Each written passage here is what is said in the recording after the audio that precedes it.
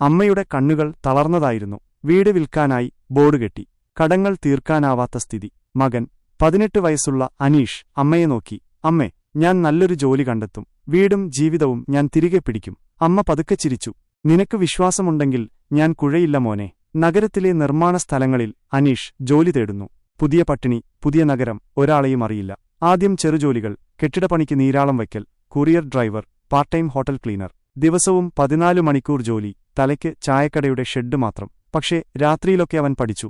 YouTube വഴി freelancing, design, basic English. ഒരു പഴയ ഫോൺ ഉപയോഗിച്ച് ആദ്യ ഓൺലൈൻ ജോലിയിലൂടെ 500 രൂപ ലഭിക്കുന്നു. ആ ആദ്യ പണം കയ്യിൽ വന്ന ദിവസം അവൻ അമ്മയെ വിളിച്ചു.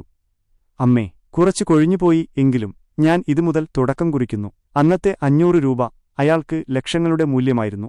അവൻ ഉറച്ചു, ഇനി ഞാൻ തോറ്റാൽ പോലും നിൽക്കില്ല, വീണ്ടും വരും. 2 വർഷങ്ങൾക്ക് ശേഷം അനീഷ് ഒരു ഡിസൈൻ ഏജൻസിയുടെ ഉടമയായി. അവന്റെ പേരിൽ GST, pan, office, computer, team എല്ലാം ഉണ്ട്. അമ്മയുടെ വീട് അവൻ തന്നെ തിരികെ വാങ്ങി. അമ്മയുടെ മുഖത്ത് ശാന്തതയും അഭിമാനവും. ജീവിതം തള്ളിയിടും, പക്ഷേ നീ കൈയൊഴിഞ്ഞില്ലെങ്കിൽ അതും പിറകെ വരും. Give life a reason to believe in U.